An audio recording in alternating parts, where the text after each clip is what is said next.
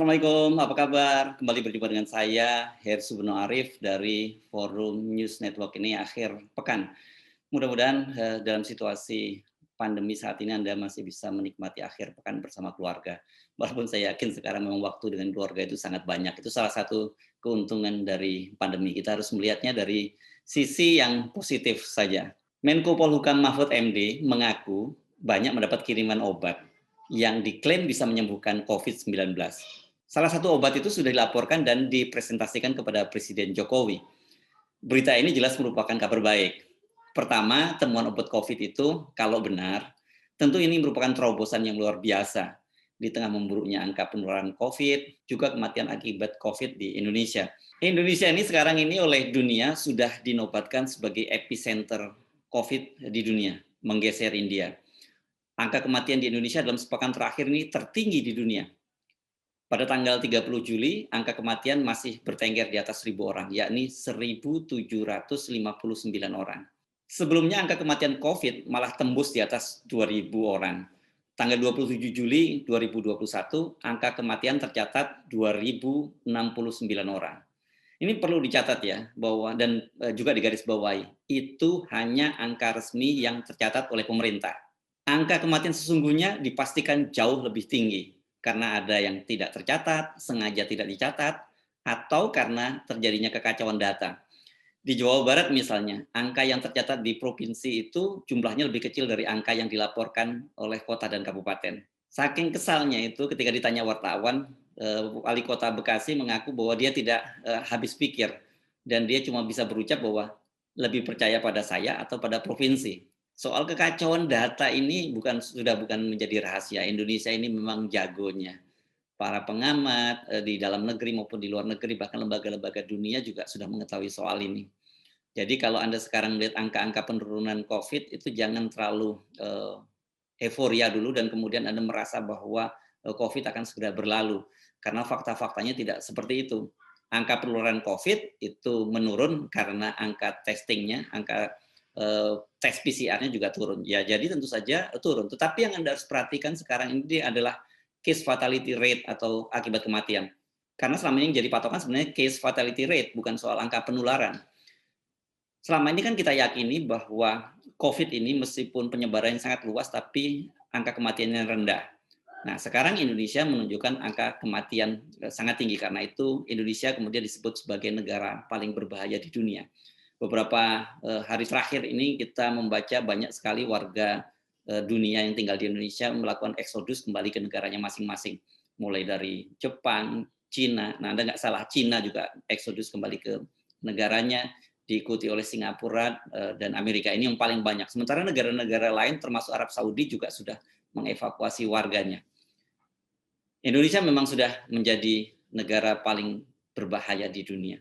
Alasan kedua mengapa kita perlu gembira kalau betul apa yang disampaikan oleh Mahfud MD bahwa dia sudah mendapatkan obat yang bisa menyembuhkan COVID dan sudah dipresentasikan dan dilaporkan kepada Presiden Jokowi adalah adanya fakta dalam beberapa pekan terakhir itu. Mahfud MD ini kan terkesan hidup dalam dunianya sendiri. Dia tidak terlibat atau tak dilibatkan dalam penanganan COVID. Dia lebih sibuk nonton sinetron kejar tayang dan film India. Jadi bagus dong kalau sekarang dia mulai bicara tentang obat COVID. Ini kan berarti Mahfud MD kembali ke jalurnya, kembali menjadi pembantu presiden, memikirkan negara yang tengah mengalami krisis kesehatan dan juga krisis ekonomi. Dengan menyetorkan hasil obat untuk COVID, kan berarti Mahfud MD mulai kembali fokus membantu Jokowi. Jokowi tidak dibiarkan sendirian. Semua para menko-nya terlibat aktif menyelamatkan bangsa dan negara. Tapi Anda jangan terlalu gembira dulu ya. Dalam berita yang saya baca di media itu, Mahfud mengaku bahwa obat yang disetorkan dan dipresentasikan ke Presiden Jokowi itu hasil dari bertapa selama 40 hari dan sudah berhasil menyembuhkan orang satu kampung. Iya, iya. Anda nggak salah dengar. Saya membacanya begitu. Karena disebutkan bahwa itu adalah hasil bertapa selama 40 hari. Nah, disinilah masalahnya. Saya bukan tipikal orang yang anti obat-obatan alternatif. Indonesia itu sangat kaya dengan soal-soal yang beginian. Khususnya obat-obatan herbal. Saya sendiri secara berkala juga mengkonsumsi obat-obatan herbal. Banyak sekali pengobatan alternatif yang juga sudah saya coba. Tapi kalau obat hasil bertahap, ini jelas tidak masuk di akal saya. COVID ini kan harus didekati dengan sains, bukan klinik ala-ala bertapa. Ini sungguh sangat absurd. Masa iya sih orang seperti Pak Mahfud MD percaya hal-hal yang begituan? Mahfud MD ini kan seorang profesor hukum lagi. Jelas cara berpikirnya ilmiah. Dia juga tokoh Islam, jadi pasti tidak percaya hal-hal yang bersifat musyrik, bersifat klinik kayak bertapa tadi itu. Ini saya minta Anda untuk membedakan ya, antara berdoa dengan bertapa, ini jelas berbeda. Kalau berdoa itu ada tuntunannya dalam agama, dan kemudian biasanya kita mendapat ilham, tetapi kalau berkaitan dengan obat-obatan itu harus dibuktikan secara sains, harus ada uji cobanya setidaknya lah. Jadi berdoa dengan bertapa jelas berbeda. Yang satu ada tuntunannya, yang lain tidak ada tuntunannya, dan jatuhnya itu musyrik. Berat nih kalau buat Anda yang beragama Islam. Kalau Anda musyrik itu, percaya pada dukun, percaya pada klinik, itu 40 hari sholat Anda tidak diterima oleh Allah Subhanahu wa taala. Ngeri banget ini hukumnya. Belum lagi kalau kemudian Anda disebut anti sains. Padahal kan sebenarnya agama dan sains itu tidak harus bertentangan. Dia bisa seiring sejalan. Karena penasaran tuh, saya mencoba menelusuri beritanya. Setidaknya ada 2 berita yang saya temukan. Ini pertama di suara.com. Judulnya begini, sudah lapor Jokowi, Mahfud MD dapat banyak obat hasil bertapa untuk sembuhkan COVID-19. Kedua, beritanya dimuat di Warta Ekonomi. Judulnya begini, lapor Jokowi, Mahfud MD store itu dengan tanda petik, obat sembuhkan COVID-19 hasil bertapa 40 hari. Kalau saya baca artikelnya, ternyata yang di Warta Ekonomi ini mengutip dari suara.com. Itu adalah hasil berita kerjasama. Ada disclaimer-nya di situ, disatakan bahwa isi dan grafis berita ini menjadi tanggung jawab dari suara.com. Karena masih penasaran, Anda masih ingat ya, kemarin saya selalu menyatakan setiap kali mendapat berita, kiriman berita dari WhatsApp, atau bahkan sekalipun ada berita itu di media, tetapi kalau tidak masuk akal saya mencoba menelusuri sumber-sumber aslinya. Ini semacam proses check and recheck supaya saya tidak terjerembab dalam berita yang bersifat hoax, apalagi kemudian fitnah ya. Nah, dalam pemberitaan di suara.com itu disebutkan bahwa Mahfud MD menceritakan hal itu dalam dialog virtual dengan organisasi keagamaan. Saya akhirnya coba telusuri melalui akun resmi Kemenko Polhukam, ini akun YouTube-nya ya. Saya setidaknya menemukan ada 3 dialog yang digelar berkaitan dengan para tokoh agama ini. Dialog pertama itu pada tanggal 25 Juli, disebutkan dialog dengan tokoh agama Jawa Barat. Ini sayangnya durasi tayangannya hanya pendek saja, ini sekitar 10 menitan. Ini hanya berisi pemaparan dari Mahfud MD. Dan tidak ada itu dibahas soal obat-obatan hasil bertapa itu. Kedua, dialog dengan pengurus besar Nahdlatul Ulama, ini tanggal 27 Juli 2021. Ini tokohnya cukup lengkap yang hadir, durasinya cukup panjang, sekitar 40 menitan. Nah, dialognya memang lengkap. Di situ selain Mahfud MD juga Said Agil Siraj, Ketua PBNU, menyampaikan pendapat dan saran-sarannya. Begitu juga dengan sejumlah tokoh NU lainnya. Jadi ini bukan hanya monolog dari Mahfud MD, tapi saya telusuri, saya preview gambarnya, saya tidak juga menemukan pernyataan dari Mahfud MD itu. Ternyata pada hari yang sama itu, tanggal 27 Juli, Mahfud MD juga menggelar dialog dengan tokoh agama. Ini saya cukup optimis tadinya, wah ini kemungkinan besar di sini.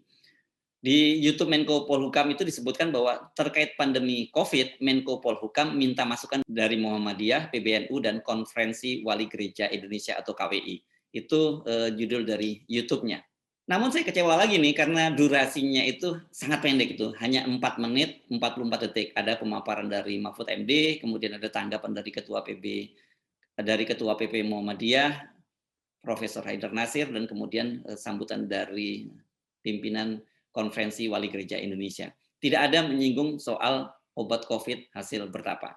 Saya tidak ingin memberikan dulu atau memberikan di awal apa sih penjelasan pemerintah tentang situasi sekarang ini, terutama situasi tentang COVID.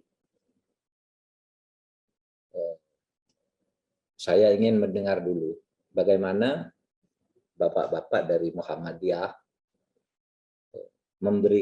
mempunyai kesan apa sih yang dilakukan pemerintahnya, apa sudah benar apa tidak, apa kurangnya, di mana yang harus diperbaiki, kemudian di posisi mana Muhammadiyah itu bisa menempatkan diri untuk membantu bersama kita, yang bisa kita lakukan dari peluang-peluang yang tersedia.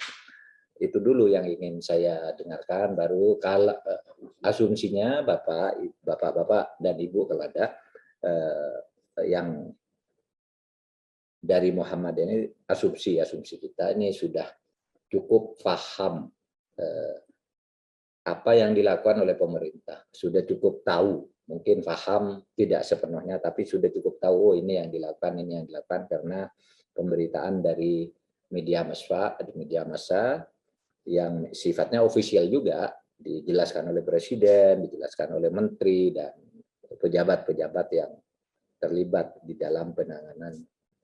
Saya persilakan. Saya menduga pada momen ini kalau benar Mahfud MD menceritakan obat hasil COVID hasil bertapa itu yang sudah dipaparkan pada Presiden Jokowi. Sebab di berita itu disebutkan bahwa Mahfud MD menyatakan hal itu dalam dialog organisasi keagamaan. Jadi kalau saya telusuri tadi dalam rentang waktu antara tanggal 25 sampai tanggal 27 itu ada 2 dialog itu. Bahkan sampai saya ambil mundur sampai 28, 29 ada 3 dialog itu. Itu yang resmi diunggah di channel YouTube-nya dari Kemenko Polhukam. Agak aneh ya, mengapa durasinya sangat pendek ini? Karena ini kan momentum sangat penting. Tadi yang NU sangat panjang, kemudian dengan tokoh Jawa Barat agak lebih panjang sedikit, sekitar 10 menitan. Tapi yang ini dengan tokoh-tokoh agama, ada Muhammadiyah, ada PBNU, ada KWI, mengapa kemudian durasi yang diunggah sangat pendek, hanya 4 menit 44 detik.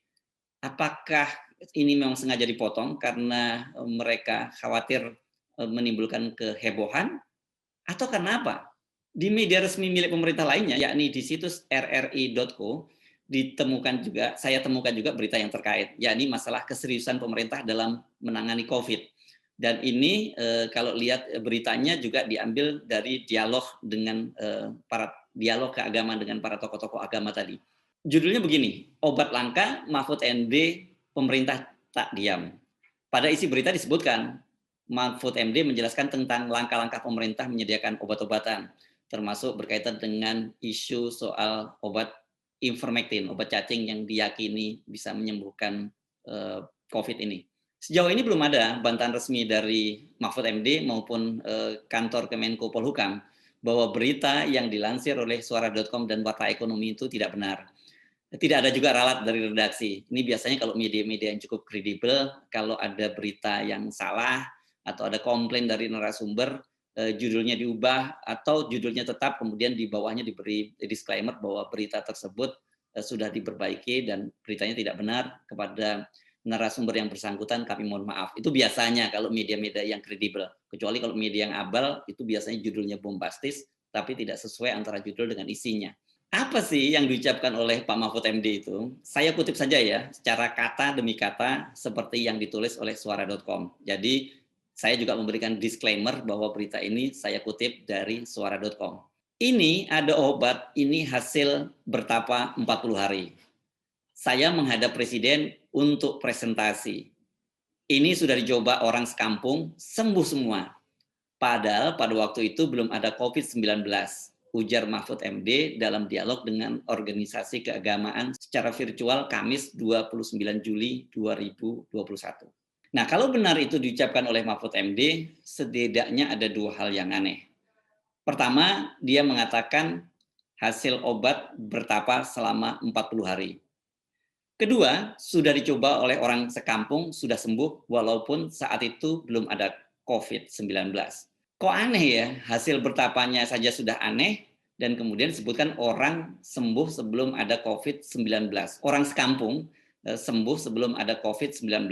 Ini lebih aneh lagi. Ya pasti sembuh karena memang belum ada COVID. Berita Mahfud MD ini kemudian menyebar menjadi bahan ledekan para netizen. Meme-nya dengan cepat muncul di berbagai media sosial. Kebanyakan meledek Mahfud MD. Seorang dokter, ini namanya Berlian Idris, yang sangat aktif di media sosial, bahkan menyebutnya sebagai mati ketawa ala Indonesia. Ini benar-benar absurd ya. Kemarin kita banyak sekali mendapatkan meme maupun joke tentang mati ketawa ala Rektor Universitas Indonesia, sekarang kita mendapatkan lagi mati ketawa ala Mahfud MD. Ini benar-benar absurd. Apa ya yang sedang terjadi dengan Pak Mahfud MD? Sekali lagi kalau berita itu benar. Selama ini kan Mahfud MD tampaknya tidak terlibat dan tidak dilibatkan dalam penanganan COVID-19. Padahal sebagai Menko Polhukam, sesungguhnya dia harusnya punya andil besar. Pandemi sudah menyebabkan krisis kesehatan, krisis ekonomi, dan mengarah ke krisis sosial politik. Jadi porsi Mahfud MD tak kalah pentingnya dibandingkan dengan porsi tanggung jawab dari Menko Perekonomian Airlangga Hartarto dan Menko Marinvest Luhut Panjaitan yang ditunjuk menjadi penanggung jawab untuk PPKM darurat Pulau Jawa dan Bali. Bahkan pada fase ini ya, harusnya ketika Indonesia sudah disebut-sebut memasuki lampu kuning sudah menyala, karena ada juga krisis lain, yakni krisis kepemimpinan, harusnya itu Mahfud berperan sangat besar. Seperti kita ketahui, Mahfud MD malah sibuk nonton sinetron kejar tayang selama PPKM darurat. Ini berdasarkan pengakuan dari Mahfud MD sendiri di akun Twitternya. Dia mencuit itu di akun Twitternya. Ini kalau kata anak muda sekarang ini, kelihatan sekali kalau Mahfud MD itu sedang gabut, nggak ada kerjaan. Dia juga mencuit sedang nonton film India. Ini sama saja film India dengan sinetron kejar tayang tadi. Kalau sinetron kejar tayang tuh tayangannya setiap hari. Tapi kalau film India ini durasinya biasanya itu sangat panjang. Karena ada lagu-lagu, ada tarian, ada cerita yang berlarut-larut. Pendeknya betul-betul menghabiskan waktu. Hanya orang yang tidak punya kerjaan saja yang mampu bertahan nonton film India. Nah ini Menko Polhukam Mahfud MD dia mengaku nonton sinetron kejar tayang dan sekarang nonton film dan juga nonton film India. Kasus Mahfud MD ini mengingatkan saya pada kasus serupa. Ini terjadi pada tahun 2003. Pada waktu itu presidennya Megawati Soekarno Putri. Barangkali sebagian besar dari Anda masih ingat ya, karena pada tahun 2003 itu Menteri Agama saat itu dijabat oleh Said Agil Munawar. Dia melapor kepada Presiden Megawati adanya harta karun di situs Batu Tulis.